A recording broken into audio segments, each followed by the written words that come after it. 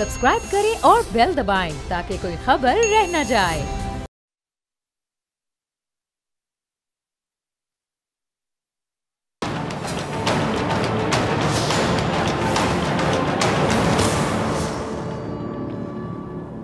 अस्सलामुअलैकुम नाजरीन, पाकिस्तान अपने वजूद की जंग लड़ रहा है और मुल्क में जारी गेम ऑफ थ्रोन्स ने पार्लियामेंट, अदलिया, हत्ता के सब इदारों को एक भंवर में आप समझ लें कि समो दिया है। और मुज़ाकरात वहाँ कामयाब होते हैं और मुआहदे वहाँ तय पाते हैं जहाँ पर नीयत ठीक होती है या फिर मौक़िफ़ में नरमी होती है या सोचने का हौसला होता है। और IMF से लेकर इलेक्शन मुज़ाकरात की नाकामी तक हुकूमत ने ये कदम कदम पे साबित किया है कि वो किसी मुज़ाकरात के या मुआहदे के अहल नहीं है। और इलेक्शन मुज़ाकरात कामयाब बनाना PTI की भी जिम्मेदारी थी, लेकिन ज़्यादा बड़ी जिम्मेदारी हुकूमत पर आयद होती है। क्यों?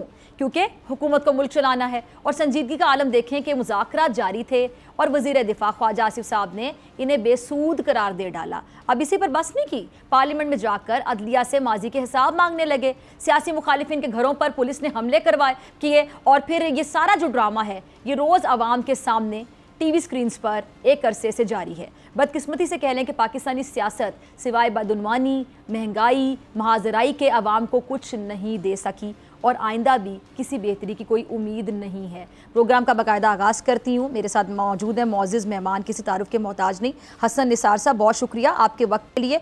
हसन निसार साहब, ये सब कुछ जो हो रहा है, एक तरफ मुज़ाकरात की बातें, फिर मुज़ाकरात के जितने भी दौर नशिस्तें वो सारी नाकाम दिखाई दी। क्या नीयत का फुकदान था, मुज़ाकरात चाहते ही नहीं थे और बेसूद करार दे दिया गया पहले से? और फिर साथ हम देख रहे हैं कि जो घरों पर छापे मारे जा रहे हैं, बाकायदा गिरफ्तारियों की कोशिशें की जा रही है। हो क्या रहा है, क्या समझ आ रहा है आपको?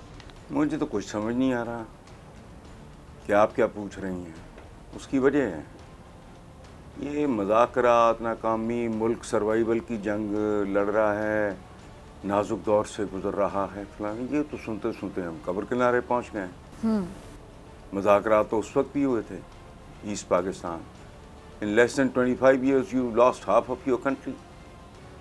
यानी एक ऐसा हिस्सा आपने गंवा दिया जो डिस्प्यूटेड ही नहीं था। कश्मीर के पीछे आप हैं, बहुत अच्छी बात है, लगे रहें, लेकिन मुझे आज तक एक बात की समझ नहीं आई कि जिस पे कोई डिस्प्यूट था ही नहीं। कश्मीर बहरहाल जो भी कहो आप, एक मुतनाज़ इलाका है जिस पे मुसलसल दोनों मुल्कों के दरमियान 75 साल से एक पेंग पांग चल रही है, जो बिल्कुल ही गैर मुतनाज़ा था। उस पर तो किसी का कोई क्लेम नहीं था, वो नहीं रख सके। सो ये जो आप बात कर रहे हो सर्वाइवल की जंग, तो डे वन से सर्वाइवल की जंग है। इकोनॉमिक टर्म्स में देखो, I was a school going kid, Habib Jalib इस मुल्क में गाता फिरता था, 20 रुपये मन आटा। इस पर भी ये सन्नाटा, सदर अयूब मुर्दाबाद जिंदाबाद, जो भी 20 रुपये मन उस वक्त लोगों से अफोर्ड नहीं होता था, 20 रुपये की रोटी है। तो सर्वाइवल की जंग है डे वन से। उसमें व्हाट इज़ न्यू? ठीक है। अच्छा, मुझे 32 साल हो गए लिखते हुए कि ये सियासतदान है ही नहीं। कुछ लफ्ज़ हैं जिनको हम अब बच्चों की तरह मैं क्या बात करूँ, बलात्कार है लफ्ज़ों का, और क्या है ये जमहूरियत है। जमहूरियत निकला है लफ्ज़ भी जमहूर से।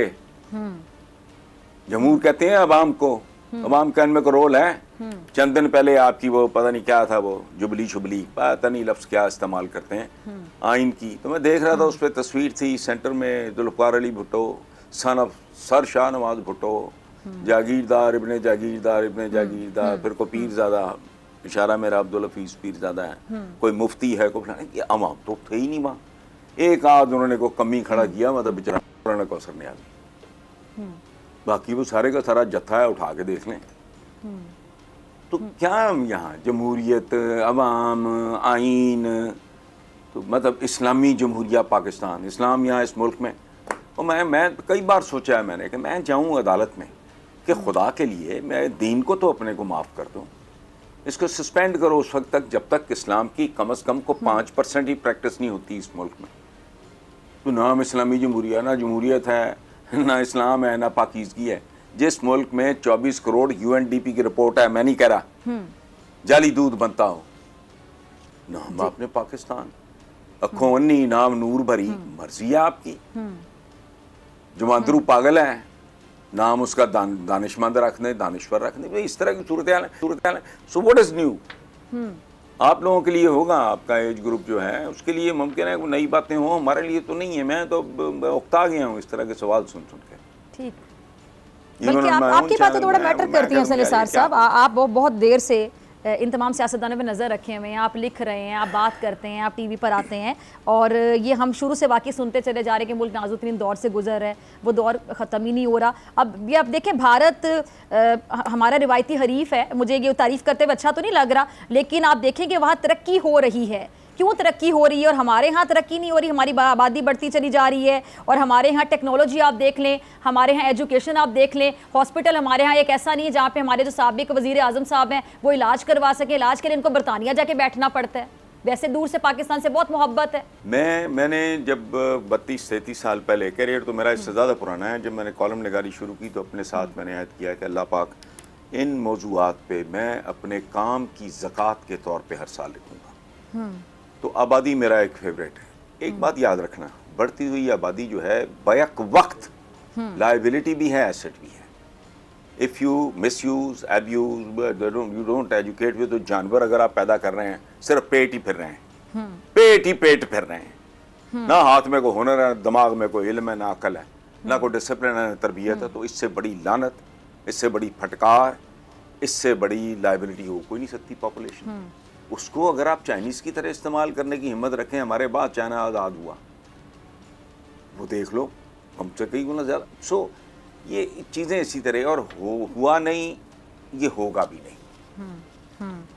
हमारा जेनेटिकली प्रॉब्लम है जी। वी आर बॉर्न कमीज एंड मुजाराज एंड दरबारीज, याद रखना।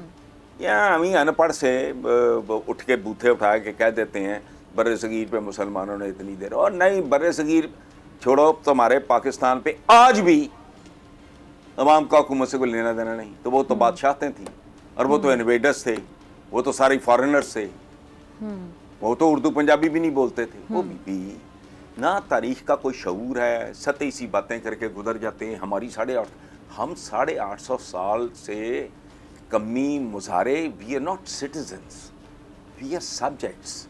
अब तुम कभी अगर अपने इदारों को देखो, दे बिहेव लाइक जैसे मुजारे और कमी। एक लफ्ज़ नहीं, हमारी एक ज़ात है एक बड़ी मशहूर, उसके बारे में उसकी आकड़ बड़ी मशहूर है, भले कख नहीं होता, बिच्छुओं की कतार है। किसी ने पूछा तुम में से सरदार कौन है? उसने कहा जिसकी दुम पे पाँव रखो। अब ये जो ज़ुबान बोलते हैं, जो गुफ्तगू करते हैं, कोई विजन इनका नहीं। एजुकेशन आपने सारा कुछ, सारा तो रोना आपने गिना दिया है, सारा ना वो एजुकेशन है, ना कोई हेल्थ है, ना लोगों को कोई तहफ़्फ़ुज़ है। अवाम के देखें ये इस्लामी जमहूरिया, पता नहीं इनको शर्म भी नहीं आती, सोचते भी नहीं कि नाम क्या रखा है। इसी आज लो, हुजूर का एक फरमान है, विजडम है उसमें जी। मैं हिंदू सिख ईसाई भी होता तो उस पर कुर्बान जाता। क्या है कि जब कुछ लोगों के पास ज़रूरतों से बहुत ज़्यादा इकट्ठा हो जाए तो ये समझ लो, 1400-1450 साल पहले विजडम देखो, तो ये समझ लो कि लोगों की अक्सरियत बुनियादी ज़रूरियात ज़िंदगी से महरूम हो गई। अगर कुछ लोगों के पास बहुत ज़्यादा है तो समझ लो बहुत ज़्यादा लोग महरूम हो गए। सो इकोनॉमिक जस्टिस नाम की कोई चीज़ है ही नहीं। मुल्की वसाइल का मुनसफाना सब नहीं पता होता। आपका जो आपकी सो कॉल्ड ये अशराफिया बदमाशिया जो भी है, ये इनमें से मेजॉरिटी के तो अरबों खरबों की जायदादें हैं तीनों कॉन्टिनेंट्स में। 2-3 लीडिंग जो ख़ानदान है उनके बारे में रेमंड बेकर की किताब है, जाके एक्ली सी वो पढ़ के देख लो। वो इनके साथ कोई शराकत है? चलो जी मैं कहूँ कि जी अच्छा मेरा इनके साथ को प्रॉब्लम होगा जी, मेरा इनके साथ क्या प्रॉब्लम होना है, लेकिन चलो होगा, पाकिस्तानी हूँ। अच्छा मैं इस मुल्क का बदकिस्मती से वोटर हूँ, तो अच्छा कोई इमरान बात करे, कोई और बात, पाकिस्तानी कोई भी बात करे, समझो बकवास कर रहा है। रेमंड बेकर को क्या तकलीफ है? और कहाँ से आई तुम्हारी जायदादें? ये मोहम्मद शरीफ साहब की औलाद हैं, वो एक दस्तकार लोग हैं, और पूरे ख़ानदान ने जितनी तरक्की की है इनको उतनी ही करनी चाहिए थी। इनके पास कौन सी गिद्दड़ सिंगी थी कि ये अपने वालिद के, जो उनके भाई थे इनके वालिद के, मियाँ शरीफ के, वो सारे के सारे उन सब ने तरक्की की है। One of them is an old university fellow of mind, तो सब ने तरक्की की है, लेकिन इनकी तरक्की माइंड बॉगलिंग है। क्यों? इन्होंने तो कारोबार किया भी नहीं। क्या एज थी नवाज शरीफ की जब चुमटी से पकड़ के इसको ला के पॉलिटिक्स में डाला उसने, ज़िया-उल-हक ने, उस मुनाफिक ने? फिर भाई आ गया, फिर कुनबा आ गया, उसके बाद रिश्तेदार आ गए, फिर रिश्तेदारों के रिश्तेदार आ गए, फिर जो इनकी जो बरादरी बरूदरी है वो। तो ये क्या, व्हाट इज दिस? जमहूरिया, इस्लामी पाकिस्तान, वो जहाँ दूध पाकीज़ा ना मिले मासूम गरीब बच्चे को, वहाँ यहाँ तो उन्हीं लोगों को अच्छा डिसेंट प्रॉपर को दूध मिलता है जो अफोर्ड कर सकते हैं, या अपने फार्म हाउसेस पे गायें भैंसें रख सकते हैं, या जो बड़े पॉपुलर और जेन्युइन ब्रांड्स हैं, एक दो ही हैं इस पूरे मुल्क में। बाकी जो गरीब आदमी खाता है वो तो जहर है। अवाम के लिए कब सोचेंगे? फिर ये पार्लियामेंट में जाते हैं, अवाम के लिए वहाँ पर जाते हैं, इलेक्ट होके अवाम के मसाइल की बात करते हैं। कुछ दिन पहले शायद नवाज साहब शो में आए हुए थे, कहते जी रीइमेजिनिंग पाकिस्तान जो इन्होंने एक नया प्लेटफॉर्म बनाया, जी क्यों बनाया कि हम वहाँ पे मसाइल डिस्कस करेंगे। मैंने कहा पार्लियामेंट के प्लेटफॉर्म से क्यों नहीं कर सकते? उन्होंने कहा वहाँ नहीं हो सकते। अच्छा सुने सुने एक मिनट, एक एक्सप्रेशन है जी जी, वो मुद्दतों से है, जब से उर्दू जुबान है, जिस तन लागे वो तन जाने। समझ आई जी? जिसका मसला होता है ना उसी को उसका दुख और कर्ब। इनको तो $1,00,000 केजी आटा, इनके लिए क्या है? जिस तन लागे, जिस देखो जब तक जमहूरियत नामी ये ड्रामे में जमहूर नहीं घुसते, उनके मसाइल ख़त्म नहीं होंगे। मतलब मेरा इमीडिएट कंसर्न ये है कि मेरी बरादरी जो है उसके साथ क्या हो रहा है, अगर जर्नलिस्ट के साथ जुल्म ज्यादती हो रहा है, that's my immediate concern.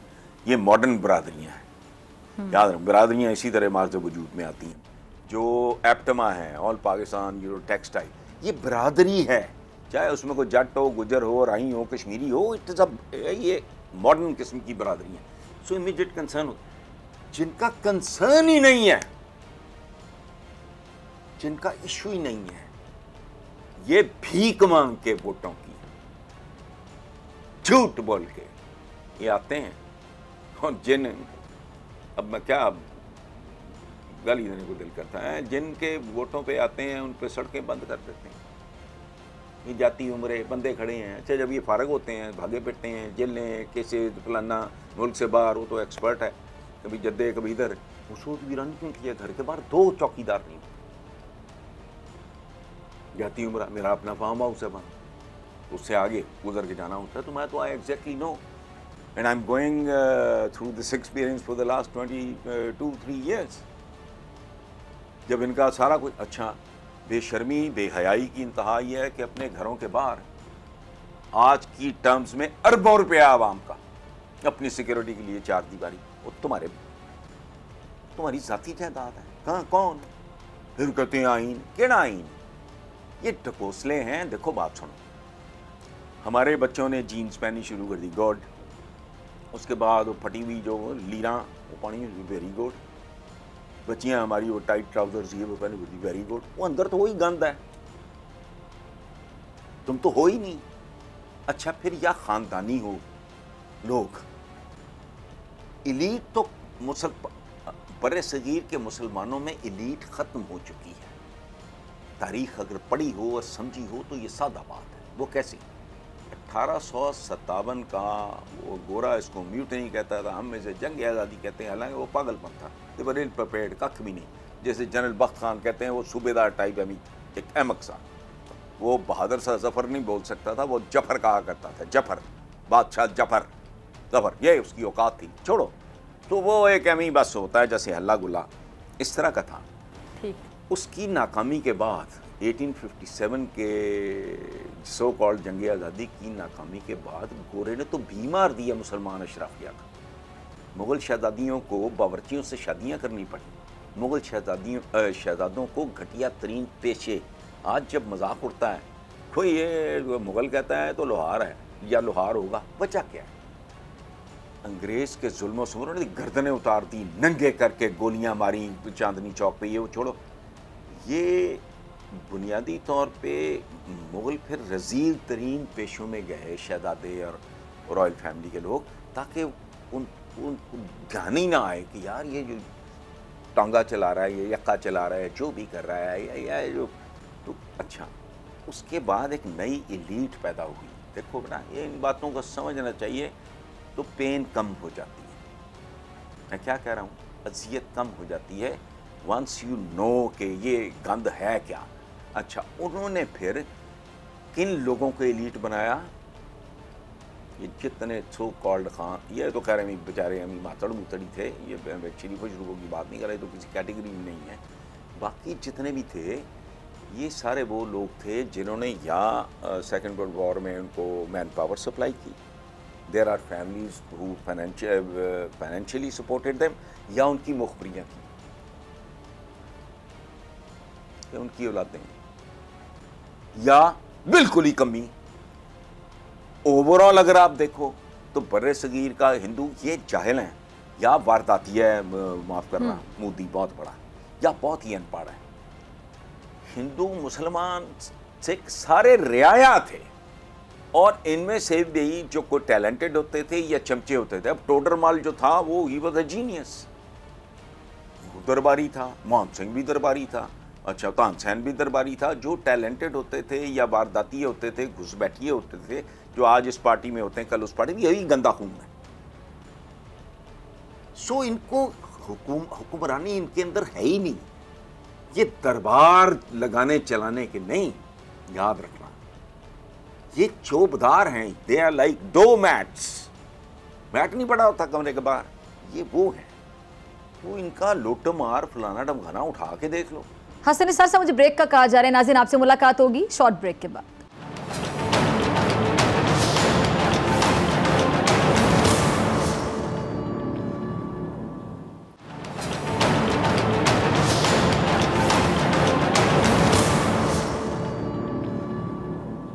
Break के बाद खुश आमदीद, मेरे साथ मौजूद हैं हसन निसार साहब। हसन निसार साहब, आपकी तरफ आना चाहूँगी। एक ये चीज़ की जो ख्वाजा आसिफ साहब ने अजीब सी मंतक पेश की जी, पीटीआई जल्द इलेक्शन करवा के चीफ जस्टिस को एक्सटेंशन दिलवाना चाहती है, तो क्या यही वजह है कि हुकूमत जो सितंबर में रिटायरमेंट के बाद चाहती कि इलेक्शन हो? अच्छा, मुझे देखो, ये अगेन ये क्या किस क्लास के लोग हैं? वालिदैन के बेचारे छोड़ो, जाओ लग के, ये कहाँ की पैदावार, कैसे आए, क्या हुआ, सबको छोड़ दो। मुझे दोनों तरफ की समझ नहीं आ रही जी, टू टेल यू ऑनेस्टली। अच्छा, मुझे एनएम को भी समझ नहीं आ रही। तुम 1 साल में 1.5 साल लटका लो, 2 भी लटका लो, क्या करोगे? तुम मजीद दलील होगे, तुम्हारी गैर मकबूलियत में मजीद इजाफा होगा, लोग तुमसे ज्यादा नफरत शुरू कर देंगे। वाई? केसेस का रौला है, या कोई और को भाई को लाने का करना है, तो ये इस तरह का मामला है। दूसरी तरफ मुझे इमरान की भी समझ नहीं आ रही कि अगर फौरी तौर पे अगर मैं कहता हूँ कि जी कल इलेक्शन होते हैं, इमरान की गिवन डेट पे होते हैं, तो it is written on the wall के he is going to win, 2/3 भी ले जा सकता है वो। फिर उसके साथ क्या होगा? ये खोपड़ी क्यों नहीं काम करती? या मुझे कुछ जवाब दे दे। हम तो कोई अक्लमंद लोग नहीं हैं, कॉमन सेंस की मैं बात कर रहा हूँ। कोई बंदा मुझे बता दे कि यार ये एंगल है। 1 मिनट आंखें बंद करके ज़रा विजुअलाइज करो कि ये पीटीआई वालों के कहने के मुताबिक इलेक्शन हो जाते हैं और 2/3 मेजॉरिटी इमरान को मिल जाती है। मुल्क के हालात कैसे बेहतर होंगे, ये मुझे बता दो। I am a student of economics, मैं कोई MA Urdu, MA political science नहीं हूँ, तो कैसे होगा? वो कितने साल हो गए कहते हुए इकोनॉमी एक ऐसी चीज़ है जो रफ्ता रफ्ता उठती है और फिर रफ्ता रफ्ता ही गिरती है, और फिर गिर जाए तो रफ्ता रफ्ता फिर दोबारा उठती है। ही नहीं, ये कोई स्विच ऑन ऑफ का खेल है। इमरान कौन सा जो जुगाड़ लगा लेगा, मुझे बताएं। यानी जो मरने दे, वो बड़ा चैलेंज होगा, वक्त लगेगा। अच्छा, उनको अकल हो, नहीं, उनको अगर अकल हो वो इमरान को आने दें।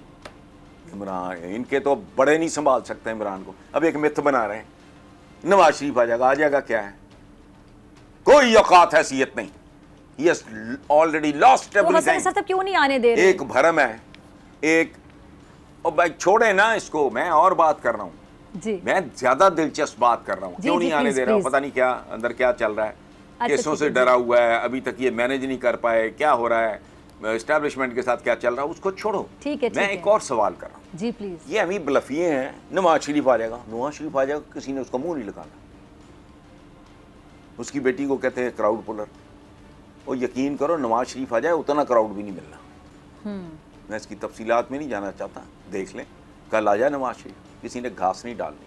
He is the most hated person in this country today. उधर भाग गया, आधे घंटे की जी क्राउन प्रिंस से मुलाकात हो गई, कोई तस्वीर नहीं, एमी भाड़ों की तरह मुंह उठा के एक बात कर दी कि क्या जी सऊदी अरेबिया के और पाकिस्तान के अवाम एक तस्वीर में परोए, एक तस्वीर में तुम असेंबली में नहीं परोए हुए, हम तो एक तस्वीर में नहीं परोए हुए गलियों मोहल्लों में। तो डायलॉग बात झूठी, पता नहीं मिल गए, ना कोई तस्वीर है ना कोई उनका स्टेटमेंट है, ये जाके सलाम करने गए होंगे बस। बादशाह सलामत को, अपने मोहसिनों को, माई बाप जीते रहें, उम्र दराज हो, बच्चे आपके फले फूले, और क्या है मतलब, आ जाए कल देख लें तमाशा। और मैं सबसे ज़्यादा इस मुल्क में अगर कोई मुंतज़र है नवाज शरीफ की वापसी का, वो मैं हूँ, because I want to check कि जो मेरा असेसमेंट है वो सही है या गलत है। घास नहीं डालनी किसी ने, बाप बेटी इकट्ठे जाएंगे, जलसे की तादाद कम होगी मरियम के जलसों से, लिख के रख लो। ठीक है, ठीक है, लेकिन जी मैं इंतजार कर रहा हूँ कल आए तो मुझे पता लगे अपनी असेसमेंट का। जी ठीक है। अच्छा हसन निसार साहब, ये जो जजेस पर तनकीद का सिलसिला दोबारा ज़ोरों शोर से जारी है, अपनी मर्ज़ी का फ़ैसला आ जाए तो अदलिया जिंदाबाद, लेकिन मर्ज़ी के ख़िलाफ़ आ जाए तो जजेस की किरदार कुशी पर उतर आते हैं, ये इसको आप कैसे देखते हैं? कभी भी माजी में देखें कि चीफ जस्टिस की अथॉरिटी पर इस तरह हर्फ नहीं आया था, ये जो सिलसिला है ये आगे जाके कितना तूल पकड़ सकता है, कितना ख़तरनाक हद तक ये जा सकता है?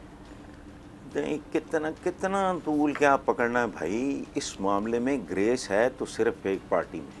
देखो लोगों को अजीब लगता है, मुझे लोग कहते हैं कभी आप इमरान को, कभी उस फलां के बारे में कौन, तो मैंने कहा यार मैं तो बॉल टू बॉल चलता हूँ, मैं कोई दानिश्वर हूँ। हम जैसे मुल्कों में दानिश्वर तो पैदा हो ही नहीं सकते, हम तो मीठे बेटू। मैं जनवन, मैं सिर्फ इतना तो अपने रब के साथ सामने सुरखरूंगा कि जी जो मेरी समझ में आया मैंने उसके मुताबिक बयान कर दिया। अब इसमें हिस्ट्री जो सबसे खूबसूरत है अगर किसी की पॉलिटिकल पार्टी की, वो है पीपल्स पार्टी। बाकी ये सारे कौन है, ये कौन है जस्टिस क़याूम के साथ बातें करने वाला, साडा जज, ये कौन बोलता है? ये असली जाती उमरा देखना है ना तो जाके, मैंने देखा हुआ है,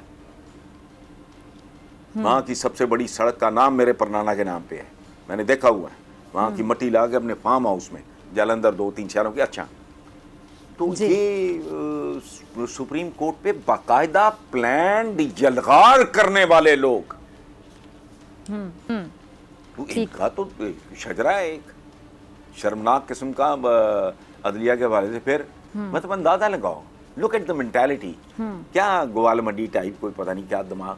ओ भाई तुम्हारा आर्मी चीफ यार, इस मुल्क का रिस्पेक्टेबल जो ओहदे मनसब होते हैं वो अहम तरीन और काबिल एहतराम, और मुल्क अच्छा जाने देते हैं, नक्स उनमें भी होंगे, कमजोरियाँ उनमें भी होंगी, मैं ये नहीं कह रहा हूँ फरिश्ते उतरे में, नहीं, वो ये चीफ परवेज मुशर्रफ साहब जहाज में बैठे हैं, तू अपना एक बट फड़ ले हैं, बट साहब ने तू लंडे तो बुला के, ये पता नहीं किसी दे लवा के, वो तो उनको उसको पिप्स लगा रहा है, तू क्या कर रहा है तू? इनका तो अदालतों के साथ डे वन से, और ये मुकम्मका की सियासत की है इन्होंने सारी जिंदगी, और एहसान फरामोश कितने हैं। ज़ियाउल हक का कहता था, मैं उसकी 2-3 बरसियाँ जब तक ज़ियाउल हक को भरम बना हुआ था, हमें अल्हम्दुलिल्लाह उस ज़माने में पता है इसकी कब्र पे कब्बा बैठना पसंद ना करे काएं करने के लिए। जो ही इसको पता लगाओ ये तो सिफर है, वो रास्ता ही भूल गया। वरना क्या कहता होता था नवाज, ज़ियाउल हक की मौत के बाद कितनी 2-3 जितनी भी बरसियों में ये इसका तकिया कलाम था, मैं ज़ियाउल हक शहीद का मिशन पूरा करूंगा। उन्होंने ठेकेदार बने हैं जमहूरियत, मैं छोड़ो। अच्छा, अब हसन निसार साहब, अब ताजर फलाना, इनके जो पुराना शेवा कह ले, रविश कह ले, वो बरकरार रखते हुए अगर अब इनके खिलाफ अदलिया कोई डिसीजन देती है, फैसला देती है, इलेक्शन लेती है, तो फिर दोबारा से तनकीद शुरू हो जाएगी, ये तो बाइज्ड फैसला है, गैर जानिबदार नहीं है। यार मटीरियल है ना, देखो बात सुनो, मैं किसी के बारे में ये बात नहीं कर रहा, मैं आपको एक मुहावरा जो आजकल के बच्चों को एक उर्दू नहीं आती, दूसरे मुहावरे शावरे तो है कि कुत्ते भौंकते रहते हैं और काफिले गुजर जाते हैं।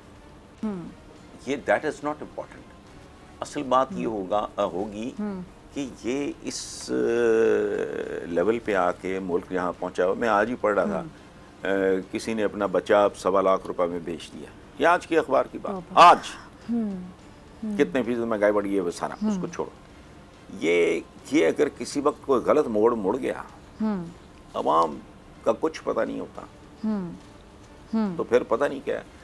फ्रेंच रेवोल्यूशन से पहले भी लोग कहते थे वो यार ये तो हम ही हिजड़े से हैं और फलाना है, फ्रेंच बेचारे ये वो, तो उनका फिर जो हुआ वो दुनिया जानती है। इसी तरह रशियंस के बारे में, ये बड़े बेहिस्से हैं जी, बड़े बेशर्म हैं जी, बड़े बेगैरत हैं जी, ये तो बोलते ही नहीं।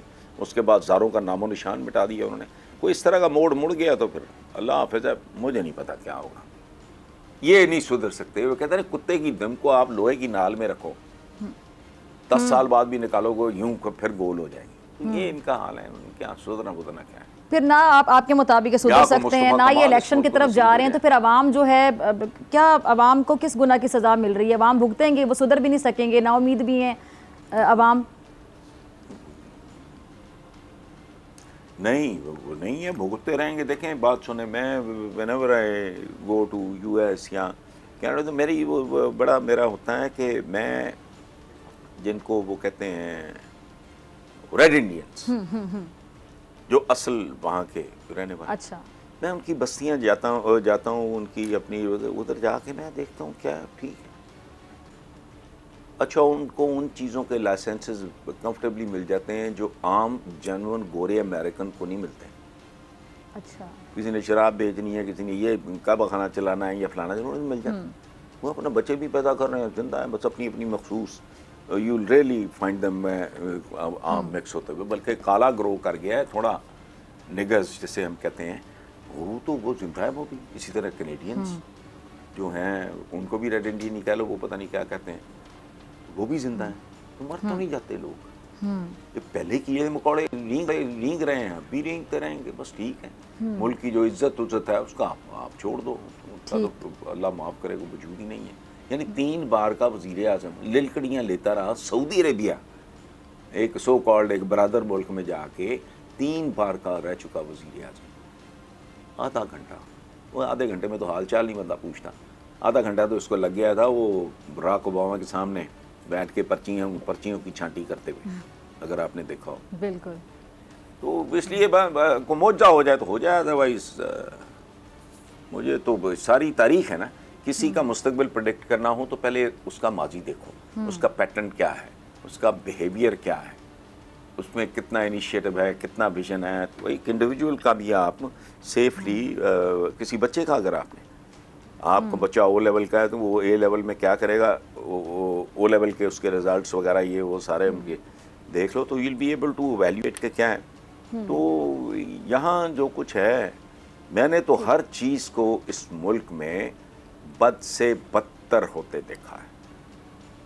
बात कर लो इसी लाहौर शहर में, पता नहीं आप कहाँ बैठे हो, कराची में, लाहौर में 3-4 इतने 5 खूबसूरत सेंटर्स थे जहाँ तरबियत होती थी बच्चों की, उनकी ग्रूमिंग होती थी, फलाना। मसलन रेडियो पाकिस्तान, वो कब्रिस्तान है, न बुंदा न बंदे की जान। अच्छा, इस तरह TV एक आपका सकाफती मरकज़ था। इसी तरह थिएटर होता था। जब वो निसार सूफ़ी तबस्सुम साहब के बेटे निसार सूफ़ी, जमील बिस्मिल, इस टाइप के लोग थे, और बड़े बड़े, मैं नाम भूल रहा हूँ। इसी तरह पे टी हाउस था, पाक टी हाउस। हमने बचपन में ख्वाबों जैसे लोग हैं, अब उन जैसा एक बंदा लाहौर में मिले, एक मुनीर नियाजी दिखाओ, एक अहमद नदीम कासमी, एक जहीर कश्मीरी, एक उस्ताद दामन, एक डॉक्टर वजीरा। चपड़ गनाती है, मुझे लगे फिर रहे हैं, बस ठीक। तो हर एतबार से आपने महंगाई, तालीम बर्बाद हो गई। एक ज़माने में जो टाट स्कूल थे ना बेचारे, पोरेस्ट ऑफ द पोर, उनके बच्चे टाट स्कूलों पे पढ़ के, चूँकि टीचर्स कमिटेड थे, भले एनवायरनमेंट अच्छा नहीं था, बच्चे सिविल सर्विस में आते थे। आज तो उनको उर्दू क्या पंजाबी ठीक नहीं बोलनी आती। वही सरकारी स्कूल है जो आज भी है। आज मुझे को बताए कोई मुआवजा, मुझे ये दिखाए कि उनका बच्चा को सिविल सर्विस के सवाल ही नहीं पैदा होता।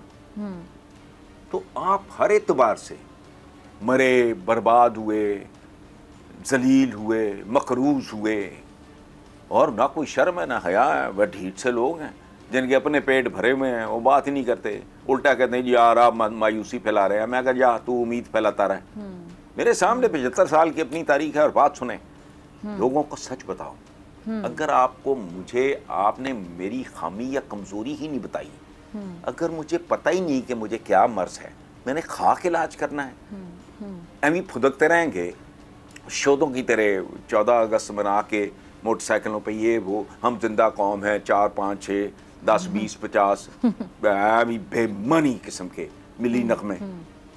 वो लोगों को रियलाइजेशन हो कि यार वी हैव लॉस्ट एवरीथिंग, हमें रीविजिट करना होगा, हमें दोबारा असरे नौ एक नई स्ट्रेटेजी, एक नई हिकमत अमली, एक नया अंदाज, एक नया उसलूब। नहीं 75 साल में और ये लानत ऐसे हुक्मरानों पे जो अपने अवाम बच्चों की तरह होते हैं, इनको सड़क अबूर करने नहीं सिखा सके। अच्छा हसन निसार साहब, आपकी बात में छोटी सी एक बात ऐड करूं, फिर आपका कमेंट चाहूँगी, आखिरी 2 से 3 मिनट है। ये जो तूफ़ान बदतमीज़ी बरपा हुआ होता है सोशल मीडिया पर, ट्विटर पर, और माजरत के साथ ऐसे ऐसे लोग लैंग्वेज इस तरह की ज़बान का इस्तेमाल कर रहे होते हैं, इधर से कोई पत्थर मारता है, उधर से उसका जवाब ईंट का जवाब पत्थर से देता है। तो ये भी तो इसी चीज़ का जो आप सारा बता रहे हैं कि जो हमारे जो नौजवान नस्ल है और जिसके जितने फॉलोअर्स होंगे, जो जितनी बदतमीज़ी करेगा, जितनी ऊंची आवाज़ में जवाब देगा, जितनी बदतमीज़ी लिखेगा, जितनी गालम गलोच बकेगा, सॉरी टू से वो लोग उसको फॉलो कर रहे हैं। ये क्या है? तो ठीक है, नहीं, this is what you are, this is what we are. तो अच्छा, चूंकि जवाल है, एक शेर सुनो, पता नहीं आपको समझ आता है कि नहीं। जी जी। गिरो तो साथ गिरे शान शाह सवारी भी, जवाल आए तो पूरे कमाल में आए। जवाल इसी तरह आता है, पूरा आता है। टाइटैनिक जब डूबता है तो ये नहीं है कि फर्स्ट क्लास के पैसेंजर से बच जाते हैं। ये इस मुल्क की जो 2 नंबर बदमाशियां शराफिया हर शोबे की, इन्होंने घर किस खुशी में बार बनाए, मुझे ये समझा दो। आप शायद डिसएग्री करें मेरी बात से हसन निसार साहब। होते हैं रिटायरमेंटों के बाद, आप कह रहे हैं टाइटैनिक जब डूबता है तो फर्स्ट क्लास वाले नहीं बचते, सारे चले जाते हैं, लेकिन यहाँ पे तो चले जाते हैं, मुल्क छोड़ के चले जाते हैं जाने वाले। ओ भाई इसीलिए, ओ भाई नहीं, ये सियाने हैं ना, सब नहीं ना डूबते, ये रिटायरमेंट होते ये बार ना ना ना मुल्क ही छोड़ गए ना। अगर जो छोड़ जाते हैं, ये देखो बात सुनो, हिंदुस्तान का पॉलिटिशियन भी वो हमारे पॉलिटिशियन से गया गुजरा ही होगा, करप्ट है। कभी सुना है जितनी बेशर्मी बेहयाई से ये बार जायदादें खरीदते हैं? कभी सुनी इतनी बेशर्मी? कम नहीं है वो इनसे, उनका तो साइज ही बहुत बड़ा है, लेकिन कोई शर्म भरम इनमें वो भी नहीं है। बैठे हैं, झूठ बोलने की वो आदत है, ना कुछ शर्माते हैं ना कुछ और। प्यो गाड़ियां लै गया, वो कहता वो घड़ी चोर, बस कुछ ना शर्म ना हया, कुछ भी नहीं। मेरी तो बैरून मुल्क है, मेरी तो पाकिस्तान में भी जायदाद नहीं है, अब कुछ छोड़ो इसलिए। ठीक है जी हसन निसार साहब, सवाल था बस, चलो ठीक है, बहुत शुक्रिया बहुत वक्त के लिए। और नाज़रीन, अब बात करेंगे उस जुल्म की, उन गैर कानूनी इंतकामी कार्रवाइयों की जो पाकिस्तान के नंबर 1 न्यूज़ चैनल बोल के साथ की जा रही हैं और मुसलसल की जा रही हैं। सच बोलना कह लें, सच दिखाना कह लें कि बोल का सबसे बड़ा जुर्म बन गया है। आए दिन बोल की आवाज़ को दबाने के लिए मुख्तलिफ जो हथकंडे हैं उसका इस्तेमाल किया जाता है। बोल न्यूज़ के को चेयरमैन शुएब शेख साहब समेत जो सीनियर सहाफ़ी हैं उन पे झूठे मुकदमात बनवा कर, अगवा कर उनको हिरासा किया गया। बोल की जो नशरियात है उसको एक बार नहीं बार बार बंद कर किया गया, और बंद करके सच की आवाज़ को दबाने की बाकायदा ये सोची समझी कोशिश की गई, और बोल की इंतज़ामिया को भी नहीं बख्शा गया। और बोल न्यूज़ के जो मार्केटिंग हेड हैं आकाश राम, उनको अगवा किया गया, और आज उनको अगवा हुए 23 दिन गुजर गए हैं, लेकिन अभी तक उनके बारे में कोई मालूमात नहीं है। और हुकूमती इदारे और जो पुलिस है आकाश राम का सुराग लगाने में अभी तक नाकाम है। भारत समेत दुनिया भर में आकाश राम के अगवा पर बात हो रही है, और इस पर हमारी जो हुकूमत है उसकी संजीदगी जो है उस पर बड़े सवाल उठाए जा रहे हैं, मगर हुकूमत जो है कोई इकदाम करती नज़र ही नहीं आ रही है। आखिर क्यों बोल को निशाना बनाया जा रहा है? क्यों आकाश राम के साथ ऐसा सलूक किया जा रहा है? जवाब तो देना पड़ेगा, क्योंकि अब ऐसे नहीं चलेगा। इसी के साथ मुझे दीजिए इजाज़त, आपसे मुलाकात होगी इंशाल्लाह कल सेम टाइम सेम चैनल। अगर ज़िंदगी ने वफ़ा की, दुआओं में याद रखिएगा, अपना बहुत ख्याल रखिएगा। अल्लाह निगहबान।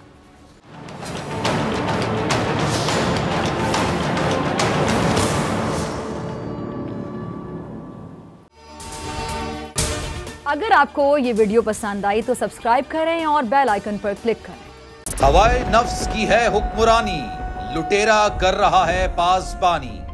बोल न्यूज के मार्केटिंग हेड आकाश राम ताहा लापता, तफ्तीशी इदारे जवाब देने से कासिर, अहले खाना परेशान, बेटे की जुदाई में मां गम से निढाल। जो बच्चो हिंदू पर आए थे जो को पाकिस्तानी, मुझे मेहरबानी करे पंहिंजो आकाश वापस कयो।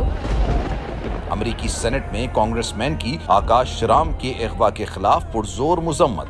And I, of course, have been concerned about some of the terrible disappearances, some of the abuses of human rights in Pakistan. United nation ने भी आकाश राम की बाजियाबी के लिए मौसर इकदामात उठाने का इंदिया दे दिया। मुश्किल की इस घड़ी में आर्मी मीडिया समेत इंडियन मीडिया भी चीख चीख कर आकाश राम की बाजियाबी के लिए आवाज उठा रहा है। आलमी सहाफती तंजीम और इंसानी हुकूक की आलमी तंजीमों की भी आकाश राम के अगवा की मुजम्मत। उफ क्या जुल्म है, बोल इंसाफ का मुंतजिर।